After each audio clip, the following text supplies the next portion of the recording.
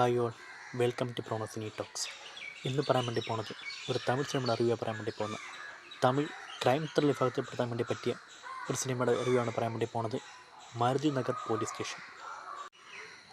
ദയാൽ പത്മനാഭൻ്റെ സംവിധാനത്തിൽ വരലക്ഷ്മി ശരത് കുമാർ, ആരവ്, സന്തോഷ് പ്രതാപ്, മഹത് രാഘവേന്ദ്ര, യാസർ എന്നിവരാണ് പ്രധാനപ്പെട്ട റോളിൽ ഈ സിനിമ ചെയ്യുന്നത്. സിനിമ മെയിനായിട്ടും ഫോക്കസ് ചെയ്യുന്ന കാരണം വെച്ച് കഴിഞ്ഞാൽ ഒരു ഇൻവെസ്റ്റിഗേഷനാണ്. അതായത് അർച്ചന എന്ന് പറയുന്ന വരലക്ഷ്മിയുടെ കഥാപാത്രത്തിൻ്റെ ഒരു സുഹൃത്തിൻ്റെ തിരോധാനവും കാര്യങ്ങളൊക്കെ ബന്ധപ്പെട്ടാണ് ഈ ഒരു കഥയുടെ ഈ ഒരു മുന്നോട്ട് പോകുന്നത്. മഹത് രാഘവേന്ദ്ര അവതരിപ്പിക്കുന്ന ഒരു കഥാപാത്രം ഇതാണ് ഈ സിനിമയിലെ ഒരു പ്രധാന ഒരു ഘടകമായിട്ട് മാറുന്ന കഥാപാത്രം. ഈ ഒരു മഹത് രാഘവേന്ദ്ര അവതരിപ്പിക്കുന്ന ജയ്ശങ്കർ എന്ന് പറഞ്ഞൊരു കഥാപാത്രമാണ് ഈ സിനിമയിലെ ഒരു പ്രധാന കഥാപാത്രമായി വരുന്നത്. സ്റ്റോറിയുടെ ഒരു മുന്നോട്ടുള്ള പോക്കും കാര്യങ്ങളൊക്കെ ഈ ഒരു കഥാപാത്രം നോക്കിയാണ് പോയിക്കൊണ്ടിരിക്കുന്നത്.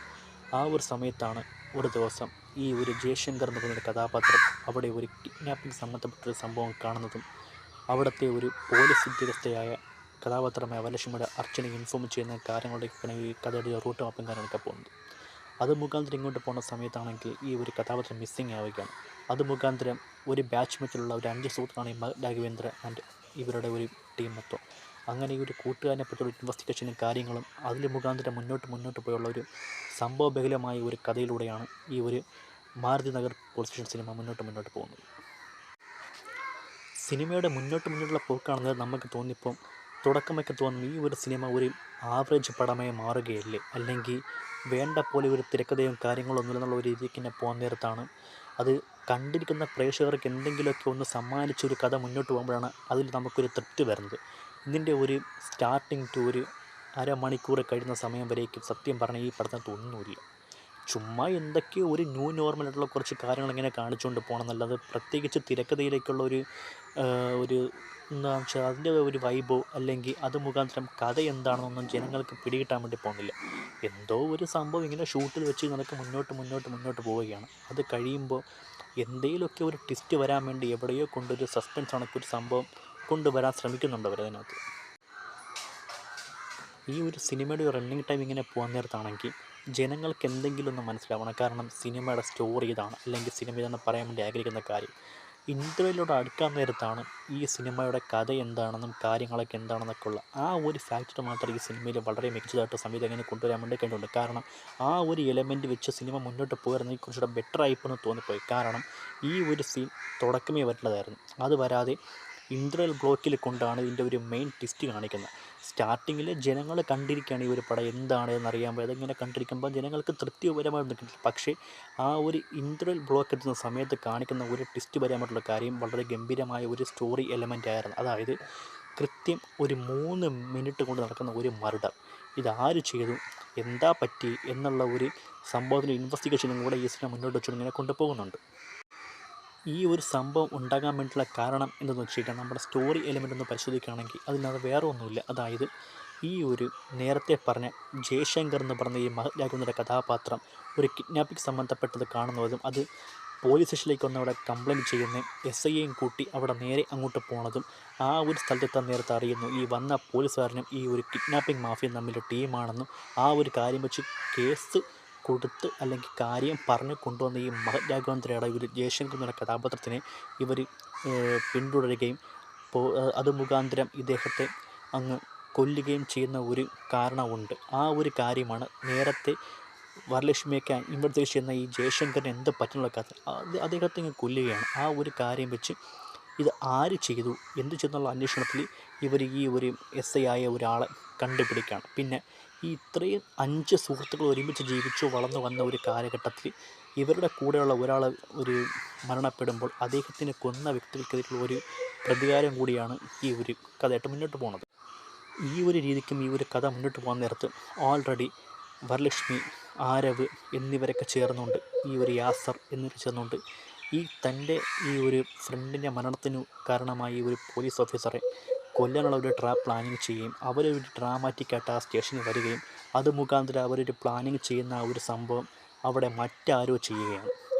ഇവർ കരുതി വെച്ചിരുന്ന ഇതേ ഒരു പ്ലാൻ ബേസിൽ തന്നെ അവരുടെ നടക്കുകയാണ്. അതായത് ഈ സിനിമയിലെ പ്രധാനമായ 2 കഥാപാത്രങ്ങളായ എന്ന് പറഞ്ഞൊരു പോലീസുകാരനും ഗുരുനാഥൻ എന്ന് പറയുന്ന ഒരു ക്രിമിനലും തമ്മിലുള്ള ഒരു ബോണ്ടിങ്ങും കാര്യങ്ങളും കൊണ്ടാണ് ഈ ജയശങ്കറിൻ്റെ ഒരു മരണവും കാര്യങ്ങളൊക്കെ വരുന്നത്. അത് മുഖാന്തരം ഈ ഒരു അർച്ചന എന്ന് പറഞ്ഞ ഈ ഒരു പോലീസ് ഓഫീസർക്കും അദ്ദേഹത്തിൻ്റെ സുഹൃത്തുക്കൾക്കും ഈ നാഗ എന്ന് പറഞ്ഞ ഒരു പോലീസിനോട് ഭയങ്കരമായ ഒരു പകയും കാര്യങ്ങളൊക്കെ ഉണ്ട്. അങ്ങനെ എന്തെങ്കിലും പ്ലാൻ ചെയ്ത് അദ്ദേഹത്തെ കൊല്ലാൻ വേണ്ടിയാണ് ഇവർ ഈ ഇങ്ങനെ പ്ലാൻ ചെയ്യുന്നത്. അത് മുഖാന്തരമാണ് ഇവർ പ്ലാൻ ചെയ്ത അതേ പാറ്റേൺ തന്നെ ആ സ്റ്റേഷനകത്തൊരു മർഡർ നടക്കുകയാണ്. അതും ഈ പറഞ്ഞ രണ്ടുപേരും, ഈ നാഗ, ഗുരുനാഥൻ ഇവരാണ് മരിക്കുന്നത്. ആ ഒരു കാര്യം വെച്ച് ഇത് ആര് ചെയ്തെന്നുള്ള ഒരു ഇൻവെസ്റ്റിഗേഷൻ മൂഡിലാണ് ഈ സിനിമ മുന്നോട്ട് പോയിക്കൊണ്ടിരിക്കുന്നത്. സിനിമയിൽ ഇത്ര സന്ദർഭങ്ങൾ നടക്കുമ്പോൾ നമ്മൾ കരുതും നമുക്കൊരു പ്രത്യേകതരം ഒരു ഇമ്പാക്റ്റ് ക്രിയേറ്റ് ചെയ്യാൻ വേണ്ടി പറ്റും, അല്ലെങ്കിൽ നമുക്കൊരു ട്വിസ്റ്റ് സിനിമ പ്രതീക്ഷിക്കുന്നൊക്കെ പറഞ്ഞ് പോകുമ്പോൾ പിന്നെ ട്വിസ്റ്റായിട്ടും കൊണ്ടുവരുന്ന പല കാര്യങ്ങൾ പോലും അത്രയ്ക്ക് അങ്ങ് പെർഫെക്റ്റായിട്ട് തോന്നിയില്ല. കാരണം ഈ ഒരു ഞാൻ നേരത്തെ പറഞ്ഞ ആ ഒരു ഇൻ്റർവൽ ബ്ലോക്കിൽ ഈ ഒരു സീനും കാര്യങ്ങളും ഒരു കഥാപശ്ചാത്തലങ്ങളെ കാണിക്കുന്ന കരുതി സിനിമ ഏറ്റവും മികച്ച ഒരു ഇൻവെസ്റ്റിഗേഷൻ ത്രില്ലറായി മാറിപ്പോകുന്ന കരുതിയ സമയത്ത് പിന്നെ അങ്ങോട്ട് പോകുന്ന സമയത്ത് കണ്ടത് സ്ഥിരം ക്ലീഷേ കാര്യങ്ങളാണ്. കാരണം ഒരു രീതിക്ക് നിലവാരമില്ലാത്ത ഒരു തിരക്കഥയും സംവിധായകൻ്റെ പിഴവും കാര്യങ്ങളൊക്കെ വളരെ മോശമായിരുന്നു. ഒരു രീതിക്ക് നമുക്ക് ഈ ഒരു സിനിമ ഒരു മികച്ച സിനിമയാണെന്ന് അസയ്ക്കാൻ വേണ്ടി പോലും പറ്റൂല. കാരണം ആ കാണിച്ചു വച്ചിരിക്കുന്ന ആ ഒരു സീൻ കണ്ട് നമ്മൾ പ്രതീക്ഷിക്കും ഇൻവെസ്റ്റിഗേഷൻ്റെ പല മെത്തേഡും കാണാൻ വേണ്ടി പറ്റും, അല്ലെങ്കിൽ പല ഒരു ടെക്നോളജി പരമായിട്ട് നമുക്കിപ്പോൾ ഒരു ഫ്രഷ് ഫീൽ തരുന്നുള്ള കാര്യങ്ങളൊന്നും ഒന്നും ഉണ്ടായില്ല. സ്ഥിരം ക്ലീഷയും കാര്യങ്ങളൊക്കെയാണ് വരുന്നത്. ഈ ഒരു ഇൻവെസ്റ്റിഗേഷൻ നടക്കുന്ന സമയത്താണെങ്കിൽ ഈ ഒരു ഗുരുനാഥൻ എന്ന് പറഞ്ഞ ഒരു പോലീസുകാരൻ്റെ മരണശേഷം ഈ ഒരു സ്റ്റേഷനിലേക്ക് മറ്റൊരു പോലീസ് ഉദ്യോഗസ്ഥൻ വരികയാണ്, ചേടൻ എന്ന് പറഞ്ഞ ഒരു പോലീസ് ഉദ്യോഗസ്ഥൻ. ഇതൊക്കെ ഭയങ്കര സ്ട്രിക്റ്റും കാര്യങ്ങളൊക്കെ ഇങ്ങനെ ഓരോ കാര്യങ്ങൾ കൊണ്ടുപോകുമ്പോൾ നമ്മൾ കരുതും ഇത് വളരെ മികച്ച ഒരു സിനിമയായിട്ട് മാറുമെന്ന്, അല്ലെങ്കിൽ മുന്നോട്ട് നമുക്ക് ത്രില്ലിംഗ് ആയിട്ട് മാറുന്ന കാര്യങ്ങളൊക്കെ പറ്റി ഇങ്ങനെ ചിന്തിച്ചിരിക്കുന്ന സമയത്താണ് സ്ഥിരം ക്ലീഷേ കാര്യങ്ങളൊക്കെ വരുന്നത്. ഈ വന്ന പോലീസുകാരൻ ജയശങ്കർ എന്ന് പറഞ്ഞ ഒരു കഥാപാത്രം മരിച്ചു ഇദ്ദേഹത്തിൻ്റെ ഒരു ബ്രദറാണെന്നും അത് മുഖാന്തരം കുഞ്ഞുനാളിലെ നാട് വിട്ട് പോയതാണെന്നും അങ്ങനെ ഒരു കാര്യം കൂടി ഇങ്ങനെ വരുന്നുണ്ട്. ഇതാണ് ഈ സിനിമയുടെ മെയിൻ ട്വിസ്റ്റ്. വെറുതെ ഒരു ട്വിസ്റ്റായി ഒന്ന് തോന്നിപ്പോയി. കാരണം ഇതൊക്കെ നമ്മൾ സ്ഥിരം ക്ലീഷേ കണ്ട കാര്യങ്ങളാണ്. പക്ഷേ ആ ഒരു സീൻ കളി സമയത്താണെങ്കിൽ നമുക്ക് മുന്നോട്ട് പോകുന്ന നമുക്ക് പല ഒരു മിത്തലൊക്കെ സിനിമ പോകുന്നൊരു അമിതമായൊരു പ്രതീക്ഷ ഉണ്ടെന്ന്, ആ പ്രതീക്ഷയൊക്കെ അവിടെ ടോട്ടലി തീരുകയാണ്. അതുമാത്രമല്ല, വരലക്ഷ്മിയുടെ അർച്ചന എന്ന് പറയുന്ന കഥാപാത്രവും അവരുടെ സുഹൃത്തുക്കളും ചേർന്ന് പ്ലാൻ ചെയ്യുന്ന ഒരു 3 മിനിറ്റ് മർഡർ ആര് ചെയ്തു എന്നുള്ള കാര്യമാണ് ഈ സിനിമ മുന്നോട്ട് ഇൻവെസ്റ്റിഗേഷൻ ചെയ്ത് പോകണം. പക്ഷേ ഈ ഒരു ഇതിൽ മുന്നോട്ട് പോകാൻ നേരത്ത് ഈ ഒരു സംഭവത്തിനൊത്ത ഒരു അന്വേഷണമോ കാര്യങ്ങളോ ഉള്ളതായിട്ടൊന്നും കാണിക്കുന്നില്ല. അവിടെ നിരാശയാണ്. കാരണം അവർ മെയിനായിട്ട് ഫോക്കസ് ചെയ്യേണ്ട ഒരു ഇൻവെസ്റ്റിഗേഷൻ മെത്തേഡുണ്ട്, അതിൽ ഫോക്കസ് ചെയ്യാതെ മറ്റെന്തോ രീതിക്ക് പോയിട്ട് ഇവിടെ കണ്ട ഇൻസിഡൻറ്റും അവർ അന്വേഷിക്കുന്ന ഇൻസിഡൻറ്റും തമ്മിൽ യാതൊരുവിധ ബന്ധങ്ങളോ കാര്യങ്ങളൊന്നും ഇല്ലാതെ ഒരു ഏച്ച് കെട്ടിയാണൊക്കെ എന്തൊക്കെയോ കാണിച്ചു വയ്ക്കുന്നു.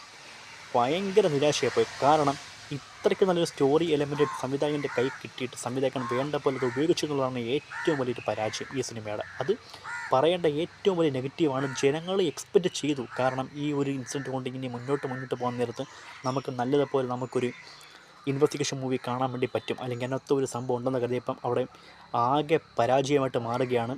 നടന്ന സംഭവത്തിനോട് ഒരു രീതിക്ക് നീതി പുലർത്താതെ എന്തൊക്കെയോ കുറച്ച് കാര്യങ്ങൾ ഷൂട്ട് ചെയ്ത് വെച്ച് അങ്ങ് മുന്നോട്ട് പോവുകയാണ്. നടന്ന സംഭവവും കഥയും തമ്മിൽ യാതൊരുവിധ ബന്ധവുമില്ല. വെറുതെ കുറേ സീക്രട്സ് എടുത്ത് വെച്ച് നല്ലതാണ്, നോ യൂസ് ആയിരുന്നു. അതിട്ട് പിന്നെ അങ്ങോട്ട് പോകുന്ന നേരത്ത് ഒരു പ്രതികാരം, തൻ്റെ ബ്രദറെ കൊന്ന ഒരു പ്രതികാരത്തിൻ്റെ റൂട്ടിലാണ് ഈ ഒരു കഥ ഇങ്ങനെ പോയിക്കൊടുക്കുന്നത്. പക്ഷേ അവിടെയും ഈ പറഞ്ഞ ഒരു ചേഴൻ എന്ന് പറഞ്ഞ ഒരു പോലീസ് ഓഫീസറിൻ്റെ കയ്യിൽ നിന്നെങ്കിലും നമുക്ക് എന്തെങ്കിലും ഇമ്പാക്റ്റ് കിട്ടുമെന്ന് കരുതി, അതും ഉണ്ടായില്ല. പിന്നെ വരലക്ഷ്മി ആൻഡ് ഗ്യാങ് ഇവരെങ്കിലും തൻ്റെ ഫ്രണ്ടിനെ കൊന്നവരോട് പ്രതികാരം തീർക്കാൻ വേണ്ടി ആ രീതിക്കെങ്കിലും പോകുന്നു കരുതി, അല്ലെങ്കിൽ ആ ഒരു കുറ്റാന്വേഷണം കണ്ടുപിടിക്കുന്നു കരുതി, അവിടെയും ഒന്നും വന്നില്ല. സംവിധായകൻ പിന്നെ ഈ സിനിമ കൊണ്ട് എന്താണ് ഉദ്ദേശിക്കുന്നത് എന്നുള്ള ചോദിച്ചിട്ട് അവിടെ ഇങ്ങനെ മാറുകയാണ്. കാണുന്ന പ്രേക്ഷകർക്ക് ഒരു ഇമ്പാക്റ്റ് ക്രിയേറ്റ് ചെയ്യപ്പെട്ടിട്ട് അത് മുഖാന്തരം സ്റ്റോറിയിലെ മുന്നോട്ട് പോകാതെ മറ്റെന്തൊക്കെയോ കാണിച്ച് സംവിധായകൻ്റെ ഒരു കഴിവിനെ എന്താ പറയണ്ടേ ഒന്നൊരു പിടുത്തം കിട്ടുന്നില്ല. വളരെ മോശം തിരക്കഥ, വളരെ മോശം കഥ, വളരെ മോശം പെർഫോമൻസും കാര്യങ്ങളൊക്കെ. ഈ സിനിമയുടെ നട്ടെല്ലാണ് വരലക്ഷ്മി ശരത്കുമാർ.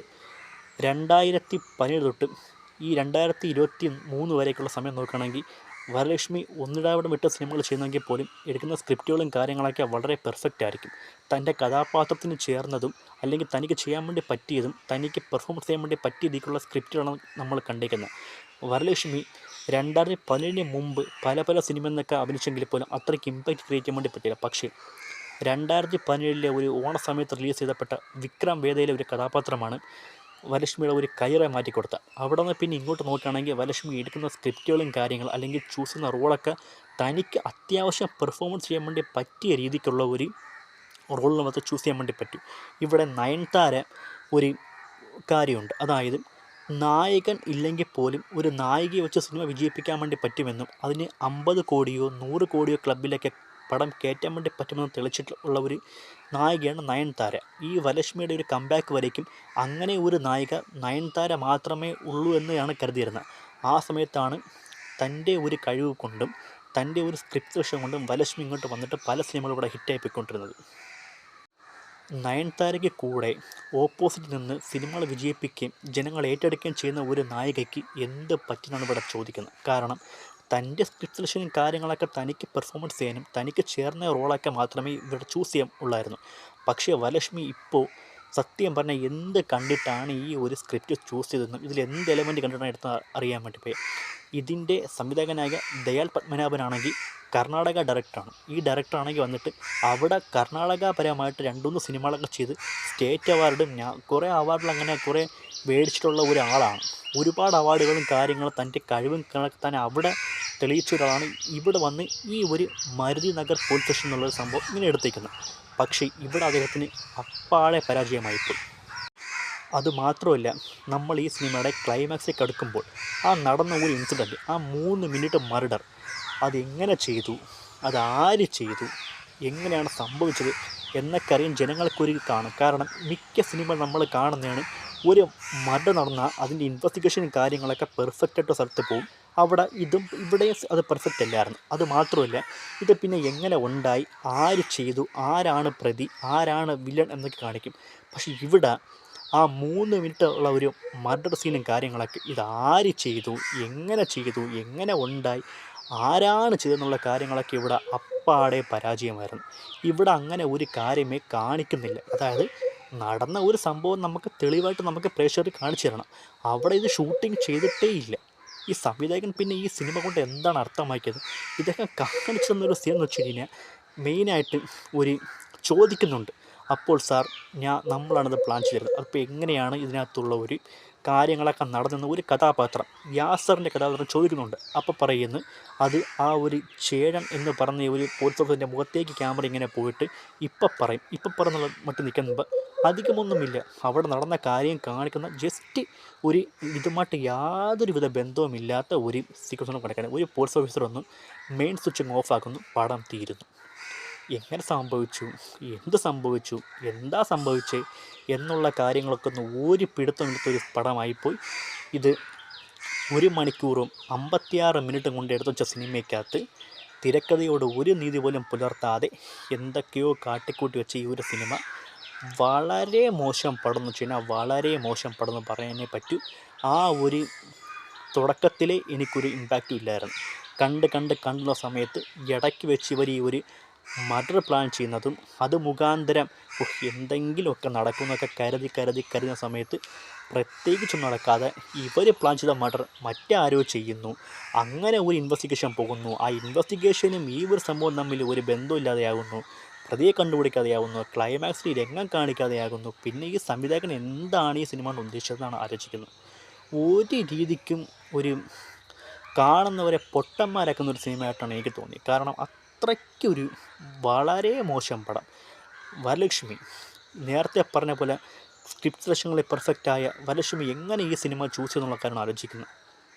നോ ഐഡിയ, ഒരു പിടുത്തവും കിട്ടുന്നില്ല. വളരെ മോശം എന്ന് വെച്ച് കഴിഞ്ഞാൽ വളരെ മോശം. ആ ഒരു മർഡർ ചെയ്യാൻ വേണ്ടി പോണ സീനും ആ ഒരു കാര്യങ്ങളുടെ ത്രില്ലടിച്ചിരുന്ന ഈ ഞാൻ പോലും ചിന്തിച്ച് അങ്ങോട്ട് പോകാൻ നമുക്ക് ഫസ്റ്റ് ഹാഫ് നമുക്ക് എന്തൊക്കെയോ തന്ന് അല്ലെങ്കിൽ ഇതെങ്കിലും ത്രില്ലിംഗ് ആവുന്ന കരുതുന്ന സമയത്ത് അവിടെയും വളരെ നിരാശയാണ് ഈ സിനിമ തന്ന. ഒരു രീതിക്കൊന്നുമില്ല. പിന്നെ വരുന്ന പെർഫോമൻസുകൾ നോക്കുകയാണെങ്കിൽ സന്തോഷ് പ്രതാപിൻ്റെ ആയിരുന്നാലും ആരവിൻ്റെ ആയിരുന്നാലും വരലക്ഷ്മി ആയിരുന്നാലും യാസറായിരുന്നാലും ഒരു രീതിക്കുള്ള ഒരു ഇതും കണ്ടില്ല, ത്രില്ലിംഗ് ഒന്നും കണ്ടില്ല. ഈ യാസർ എന്ന് വെച്ച് കഴിഞ്ഞാൽ വേറെ ആരുമില്ല, രാക്ഷസ് സിനിമയിലെ ക്രിസ്റ്റഫറിൻ്റെ യങ് വെർഷൻ അവതരിപ്പിക്കുന്ന ആളാണ് യാസർ എന്ന് പറഞ്ഞ ആൾ. അന്നോട്ട് എനിക്ക് പുള്ളിയെ പരിചയമുണ്ട്, കാര്യങ്ങളൊക്കെ അറിയാം. അദ്ദേഹത്തിന് പോലും ഇവിടെ ഒന്നും ചെയ്യാൻ വേണ്ടി പറ്റിയില്ല. വരുന്ന ക്യാരക്ടേഴ്സിനുള്ള പെർഫോമൻസേ ഇല്ല ഇവിടെ. വളരെ മോശം എന്ന് വെച്ച് കഴിഞ്ഞാൽ വളരെ മോശം സിനിമ. എന്തിനെടുത്തെന്നാണ് ആലോചിക്കുന്നത്. അല്ലെങ്കിൽ ഒരു സംവിധായകന് തൻ്റെ സ്ക്രിപ്റ്റിലേക്ക് ഒരു 100% ആത്മാർത്ഥത പുലർത്തുക. ഇത് അങ്ങനെയൊന്നുമില്ല. ഇവിടെ ക്ലൈമാക്സിൽ പോലും ആ നടന്ന മർഡർ എങ്ങനെയാണെന്ന് ഷൂട്ട് ചെയ്തിട്ടില്ല, അത് കാണിച്ചിട്ടില്ല, അതിനെപ്പറ്റി ഒന്നും പറയുന്നില്ല. എന്തോ ഒന്ന് കാണിച്ച് അവിടെ സ്റ്റോപ്പ് ചെയ്തു. ഇൻവെസ്റ്റിഗേഷൻ കറക്റ്റായിരുന്നില്ല, തിരക്കഥ കറക്റ്റായിട്ട് വന്നില്ല. ഒന്നും കൊണ്ടും പറയാൻ പറ്റാത്ത വളരെ മോശം സിനിമയാണ് മരുതി നഗർ പോലീസ് സ്റ്റേഷൻ. പേരും കാര്യങ്ങളൊക്കെ കൊള്ളാൻ, ടച്ചിലൊക്കെ ഓക്കെ ആയിരുന്നു, പക്ഷേ നോ യൂസ്, ഒരു ഇമ്പാക്റ്റ് കാര്യങ്ങളൊന്നുമില്ല. വളരെ മോശം വെച്ച് കഴിഞ്ഞാൽ വളരെ മോശം സിനിമ. ഒരു രീതിക്ക് അക്സെപ്റ്റ് ചെയ്യാൻ വേണ്ടി പറ്റില്ല, ഒരു ദുരന്ത പടമായിപ്പോയി. ഓക്കെ, അപ്പോൾ ഇതാണ് ഈ സിനിമയുടെ കുറച്ച് കാര്യങ്ങളൊക്കെ. വീണ്ടും ആവർത്തിച്ച് പറഞ്ഞൊരു കാര്യമുണ്ട്, നയൻതാരയ്ക്കൊപ്പം കട്ടക്കട്ടയ്ക്കുന്ന സിനിമകൾ വിജയിപ്പിച്ചുകൊണ്ടിരുന്ന വരലക്ഷ്മി എന്ത് കണ്ടിട്ട് ഈ സിനിമ ചൂസ് ചെയ്തു, ഇല്ലെങ്കിൽ എന്തുകൊണ്ടായിപ്പോയി. വളരെ മോശം പടം എന്ന് വെച്ചാൽ വളരെ മോശം പടം, വേറെ ഒന്നും പറയാനില്ല. ഈ ഒരു സിനിമ നിങ്ങൾ മാക്സിമം കാണാതിരിക്കുക, ടൈം വേസ്റ്റ് ആയിപ്പോവും, കാണാതിരിക്കുക. എങ്ങനെയെങ്കിലും ഇരുന്ന് ഇമ്പാക്റ്റ് ക്രിയേറ്റ് ചെയ്യപ്പെട്ടാണ് ഞാനിരുന്ന് കണ്ടത്. എന്തെങ്കിലുമൊക്കെ നമുക്ക് ത്രില്ലിങ്ങുള്ള കാര്യങ്ങളൊക്കെ കിട്ടും. വളരെ മോശം എന്ന് വെച്ച് കഴിഞ്ഞാൽ വളരെ മോശം സിനിമയായിപ്പോൾ എന്ന് മാത്രമേ പറയാൻ വേണ്ടി പറ്റൂ. ഓക്കെ, അപ്പോൾ ഇതാണ് മാരുതി നഗർ പോലീസ് സ്റ്റേഷനെ പറ്റിയുള്ള എൻ്റെ ഒരു റിവ്യൂവും കാര്യങ്ങളൊക്കെ. ഓക്കെ, വേറെ ഒന്നും പറയാനില്ല. നിങ്ങൾ ആ ഈ സിനിമ പോയി കാണണ്ട, വളരെ മോശമായിരിക്കും, ടൈം വേസ്റ്റ് ആയിരിക്കും, കാര്യങ്ങളൊക്കെ ആയിരിക്കും. ഒരൊറ്റ സീൻ കൊണ്ട് എന്തൊക്കെയാവുമെന്ന് കരുതുന്ന എനിക്ക് പോലും അത് അക്സെപ്റ്റ് ചെയ്യാൻ വേണ്ടി പറ്റാതിരിക്കുക. ഇപ്പോൾ നിങ്ങൾ ആരും മാക്സിമം കാണുന്നത്. പിന്നെ വെറുതെ ഒന്ന് കാണാമെങ്കിൽ മാത്രം ഈ പടം ഇരുന്ന് കാണാം. വെറുതെ ടൈം പാസിലേക്ക് ഒന്ന് കാണാൻ വേണ്ടി പറ്റിയ ഒരു ടൈം, അത്രേ ഉള്ളൂ. മികച്ച പടമെന്ന കാറ്റഗറി കൂട്ടാൻ വേണ്ടി പറ്റില്ല, വിജയ ചിത്രമല്ല, ഒന്നുമില്ല, അറ്റ് ഫ്ലോപ്പ് പടം ആണ്. സോ ഇത്രേ പറയാൻ വേണ്ടിയിട്ടുള്ളതാണ് മരുതി നഗർ പോലീസ് സ്റ്റേഷനെ പറ്റിയുള്ള എൻ്റെ റിവ്യൂവും കാര്യങ്ങളൊക്കെ. സോ അപ്പോൾ മറ്റു സിനിമയുടെ വിഷയങ്ങൾ വന്നിരിക്കും. This Pranav signing out. Bye. Okay.